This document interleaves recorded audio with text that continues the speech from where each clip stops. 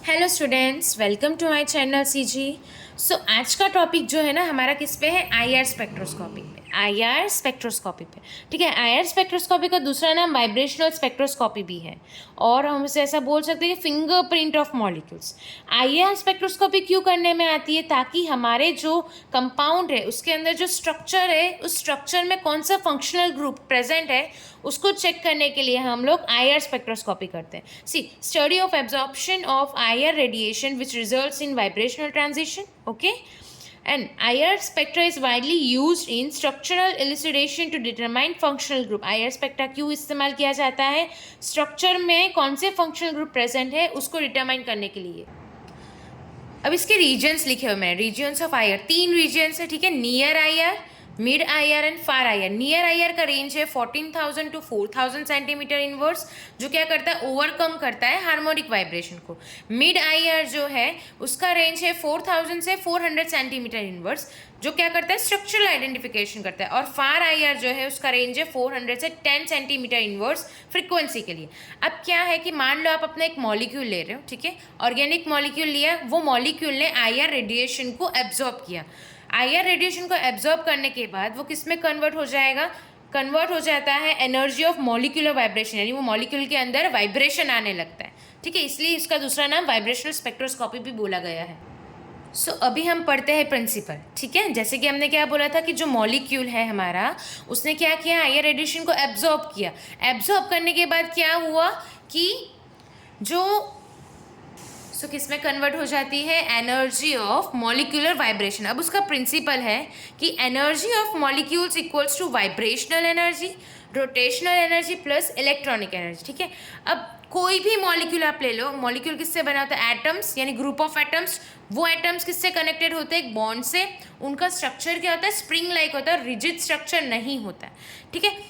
Because of ये continuous motion of molecules, इसकी वजह से क्या हो रहा है, जो बोन्स को हमें मेंटेन रखना पड़ता है, क्योंकि कंटिन्यूसली क्या हो रहा है, मॉलिक्यूल्स का मोशन हो रहा है, मूवमेंट हो रहा है, तो कुछ वाइब्रेशंस जो है कुछ फ्रीक्वेंसी के साथ, ये सब कुछ जो देखने को मिल रहा है वो क्या है, हर एक मॉलिक्यूल की कैरेक्टरिस्टिक है, that is natural frequency of vibration.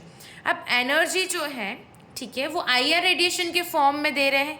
किसको अप्लाई कर रहे हैं, मॉलिक्यूल को, ठीक है। हमने एनर्जी जो है आईआर रेडिएशन के फॉर्म में मॉलिक्यूल पे अप्लाई की, तो ये जो अप्लाइड आईआर फ्रीक्वेंसी होती है ना, वो किसके इक्वल्स टू में होती है, नेचुरल फ्रीक्वेंसी ऑफ वाइब्रेशन, ठीक है। यानी आईआर, उसके बाद क्या होगा, जो मॉलिक्यूल है आपका वो क्या करेगा, आईआर रेडिएशन को एब्जॉर्ब करेगा। आगे हमने जो पढ़ा वो था प्रिंसिपल। अब हम पढ़ते हैं उसकी रिगार्डिंग क्राइटेरिया, ठीक है। क्या लिखा है मैंने, criteria of compound to absorb IR क्या होने चाहिए। तो फर्स्ट हमने यहाँ ही पढ़ा था कि अप्लाइड आईआर फ्रीक्वेंसी होनी चाहिए equal to natural frequency of vibration, बराबर। यहाँ पर भी मैंने सेम लिखा है, ठीक है। सेकेंड क्या है, डाइपोल मोमेंट। डाइपोल मोमेंट क्यों, तो जब भी ये मॉलिक्यूल तभी एब्जॉर्ब करेगा आईआर रेडिएशन जिसका एब्जॉर्प्शन जो है वो क्या करेगा, डाइपोल मोमेंट में चेंजेस लाएगा, ठीक है। अगर डाइपोल मोमेंट जीरो हुआ तो आईआर एब्जॉर्ब नहीं होगा। अगर डाइपोल मोमेंट जीरो हुआ तो आईआर एब्जॉर्ब नहीं होगा। यानी यहाँ मैंने 2 एग्जांपल्स लिखे समझने के लिए। एक है इथिलीन, जिसका डाइपोल मोमेंट जीरो है, इसकी वजह से क्या हो रहा है, वो आईआर रेडिएशन को एब्जॉर्ब नहीं कर सकती। लेकिन अगर मैं इसी के आगे ब्रोमो ग्रुप लगा देती हूँ, यानी ब्रोमो इथिलीन कर देती हूँ, तो उसके कुछ डाइपोल मोमेंट देखने को मिले हैं, जिसकी वजह से क्या होगा, आईआर रेडिएशन एब्जॉर्ब होती है। तो ये थे उसके क्राइटेरियाज, ठीक है। अब उसके बाद हम पढ़ते कि कितने टाइप्स के वाइब्रेशंस हैं। तो मेनली 2 टाइप के वाइब्रेशंस हैं, स्ट्रेचिंग और बेंडिंग। स्ट्रेचिंग में भी 2 है, सिमेट्रिकल और एसिमेट्रिकल। बेंडिंग में इन प्लेन, आउट प्लेन। इन प्लेन के अंदर 2 है, सीजरिंग, रॉकिंग। आउट प्लेन के अंदर twisting and wagging. I hope principle में आपको कोई डाउट नहीं होगा आईआर के।